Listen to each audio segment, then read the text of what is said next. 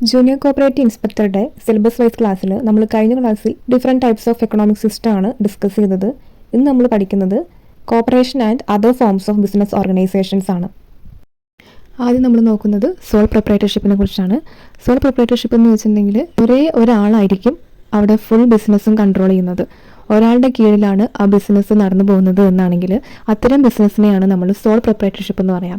ഇപ്പോൾ എക്സാമ്പിൾ പറയുകയാണെങ്കിൽ beauty parlours, hair salons, ഇവിടെയൊക്കെ എങ്ങനെയിരിക്കും?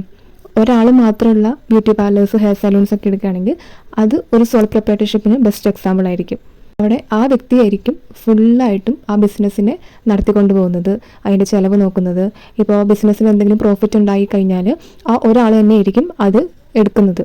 ബാക്കി ആർക്കും കോൺട്രിബ്യൂട്ട് ചെയ്യേണ്ട ആവശ്യമോ വീതിച്ചു കൊടുക്കേണ്ട ആവശ്യമോ ഒന്നും തന്നെയില്ല. അപ്പോൾ ഇങ്ങനെയുള്ള ബിസിനസ് ഓർഗനൈസേഷനെയാണ് നമ്മൾ സോൾ പ്രൊപ്രൈറ്റർഷിപ്പ് എന്ന് പറയാം. അപ്പോൾ it is owned and managed by an individual who is the recipient of all profits and bearer of all risk. അതായത് ഒരു ഇൻഡിവിജ്വൽ ആയിരിക്കും ഈ ബിസിനസ് ഓർഗനൈസേഷനെ ഫുള്ളായിട്ട് കൺട്രോൾ ചെയ്യുന്നതും മാനേജ് ചെയ്യുന്നതും ഒക്കെ.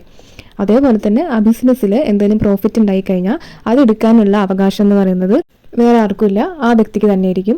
അതേപോലെ തന്നെ ആ ബിസിനസ്സിന് എന്തെങ്കിലും നഷ്ടം സംഭവിക്കുകയോ അല്ലെങ്കിൽ എന്തെങ്കിലും ചിലവ് വഹിക്കേണ്ടി വരികയോ ചെയ്തിട്ടുണ്ടെങ്കിൽ ആ വ്യക്തി തന്നെ വേണം അത് വഹിക്കാൻ.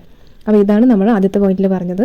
Example retail shop, beauty parlours, hair salons, ഇതൊക്കെ സോൾ പ്രൊപ്രൈറ്റർഷിപ്പിന് എക്സാമ്പിളാണ്.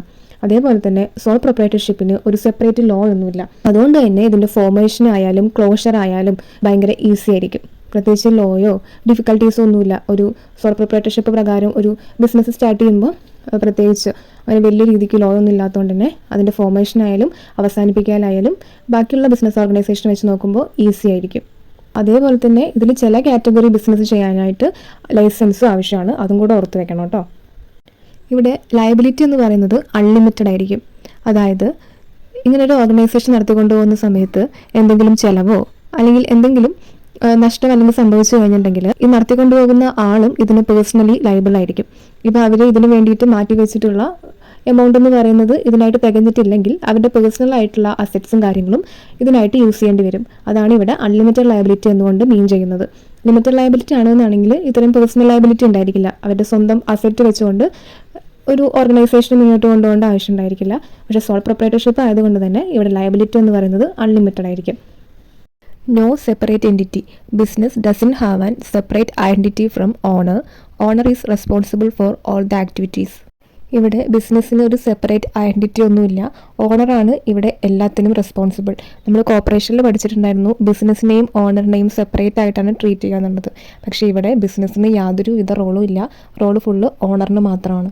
ഇതിൻ്റെ വേറൊരു ഫീച്ചറാണ് ലാക്ക് ഓഫ് ബിസിനസ് കണ്ടിന്യൂറ്റി എന്നുള്ളത്. ഇപ്പോൾ ഇവിടെ നമ്മൾ പറഞ്ഞു ഒരേ ഒരാൾ മാത്രമാണ് ഇവിടെ ഓണർ എന്ന് പറയുന്നത്. അതുകൊണ്ട് തന്നെ അവർക്ക് ഡെത്തോ അല്ലെങ്കിൽ ഇൻസോൾവൻസി നടന്നു കഴിഞ്ഞിട്ടെങ്കിൽ അവിടെ അവസാനിക്കുന്നതാണ് അവരുടെ ബിസിനസ് ലൈഫ് എന്ന് പറയുന്നത്. അത് പിന്നീട് കണ്ടിന്യൂ ചെയ്തു പോവില്ല. ഇപ്പോൾ കോർപ്പറേഷൻ ആണെങ്കിലും അല്ലെങ്കിൽ വേറൊരു ബിസിനസ് ഓർഗനൈസേഷൻ എടുത്തു കഴിഞ്ഞാലും നമുക്ക് വേറൊരാളെ വെച്ച് കണ്ടിന്യൂ ചെയ്ത് പോകുന്നതായിരിക്കും. പക്ഷേ ഇവിടെ സോൾ പ്രൊപ്രൈറ്റർഷിപ്പിൽ അങ്ങനെ കണ്ടിന്യൂഷൻ ഉണ്ടായിരിക്കില്ല. ഡെത്ത് സംഭവിച്ചു എന്ന് വെച്ചിട്ടുണ്ടെങ്കിൽ അല്ലെങ്കിൽ ഇൻസോൾവൻസി സംഭവിച്ചു എന്നാണെങ്കിൽ അവിടെ അവസാനിക്കുന്നതാണ് ബിസിനസ്സിൻ്റെ ലൈഫ് എന്ന് പറയുന്നത്. അതുകൊണ്ട് തന്നെ നമുക്ക് ഇത് ഒരു ഡീമെറിറ്റിൻ്റെ കാറ്റഗറിയിൽ പെടുന്നതാണ് ലാക്ക് ഓഫ് ബിസിനസ് കണ്ടിന്യൂറ്റി എന്ന് പറയുന്നത്. ഇനി നമുക്ക് സോൾ പ്രൊപ്രൈറ്റർഷിപ്പിൻ്റെ മെറിറ്റ്സും ഡീമെറിറ്റ്സും എന്തൊക്കെയാണെന്ന് നോക്കാം. മെറിറ്റ്സിൽ ഒന്നാമത്തെയാണ് ക്വിക്ക് ഡിസിഷൻ മേക്കിംഗ്. അതായത് നമ്മളിവിടെ പറഞ്ഞു ഇവിടെ ഒരേ ഒരാൾ മാത്രമാണ് ഉള്ളതെന്ന്. അതുകൊണ്ട് തന്നെ ഡിസിഷൻ എടുക്കാൻ വളരെ എളുപ്പമായിരിക്കും. വേറൊരാളുടെ അടുത്ത് ഒപ്പീനിയൻ ചോദിക്കേണ്ട ആവശ്യമില്ലാത്തതുകൊണ്ട് ക്വിക്ക് ഡിസിഷൻ മേക്കിംഗ് ആയിരിക്കും. പിന്നെ ഡയറക്റ്റ് ഇൻസെൻറ്റീവ് കിട്ടും. അതായത് ബിസിനസ്സിൽ നിന്നും എന്തെങ്കിലും പ്രോഫിറ്റ് ഇട്ട് കഴിഞ്ഞാൽ അത് ഡയറക്റ്റായിട്ട് ആ വ്യക്തിക്ക് തന്നെ എടുക്കാം. വേറൊരാൾക്ക് കൊടുക്കേണ്ട ആവശ്യമില്ല. അതുകൊണ്ട് ഡയറക്റ്റ് ഇൻസെൻറ്റീവ് അല്ലെങ്കിൽ മാക്സിമം ഇൻസെൻറ്റീവ് ആ വ്യക്തിക്ക് തന്നെ കിട്ടും. പിന്നെ പേഴ്സണൽ സാറ്റിസ്ഫാക്ഷൻ ഉണ്ടായിരിക്കും. അതായത് നമ്മൾ ഒറ്റയ്ക്ക് ചെയ്യുന്ന ഒരു സംരംഭമാണല്ലേ. അപ്പോൾ ഈ ബിസിനസ് നന്നായിട്ട് മുന്നോട്ട് പോയി കഴിഞ്ഞു, വിജയിച്ചു എന്നൊക്കെ ആണെങ്കിൽ നമ്മൾ ഒറ്റയ്ക്ക് ചെയ്തെടുത്തു എന്നുള്ളൊരു പേഴ്സണൽ സാറ്റിസ്ഫാക്ഷൻ ഉണ്ടായിരിക്കും. അതാണ് ഇവിടെ പറയുന്നത്. പിന്നെ കോൺഫിഡൻഷ്യാലിറ്റി ഓഫ് ഇൻഫോർമേഷൻ, അതായത് ഒരു ഇൻഫോർമേഷൻ്റെ രഹസ്യാത്മകത സ്വഭാവമാണ് ഇവിടെ പറയുന്നത്.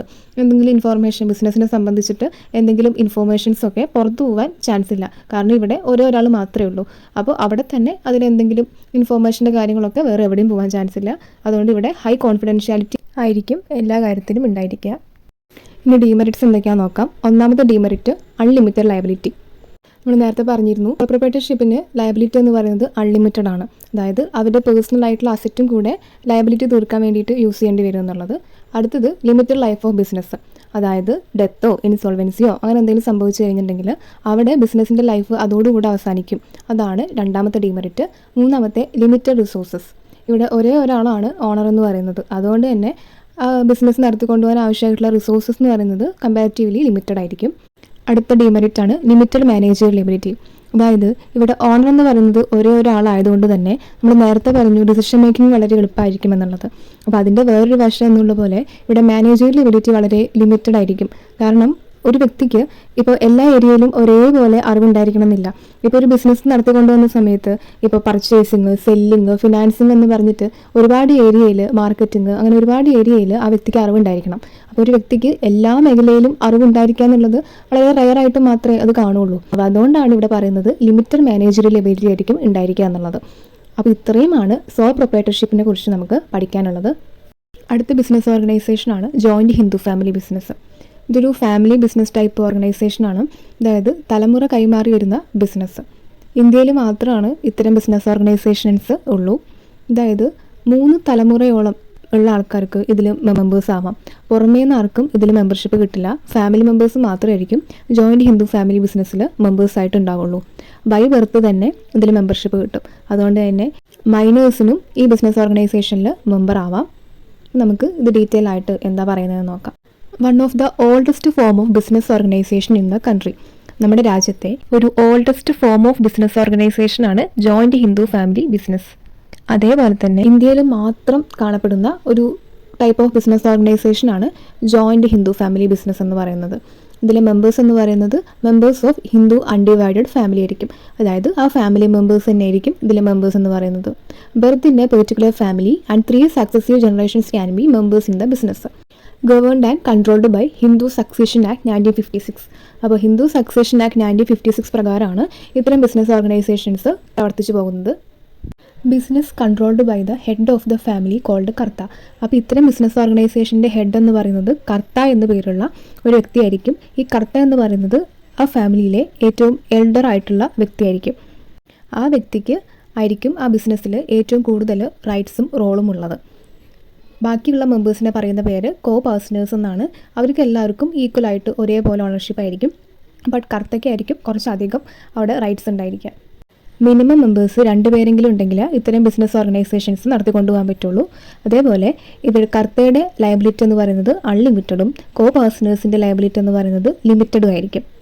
Business continues even after the death of the karta. കർത്തയ്ക്ക് ഡെത്ത് സംഭവിച്ചെന്നാണെങ്കിലും ബിസിനസ് കണ്ടിന്യൂ ചെയ്തു പോകും.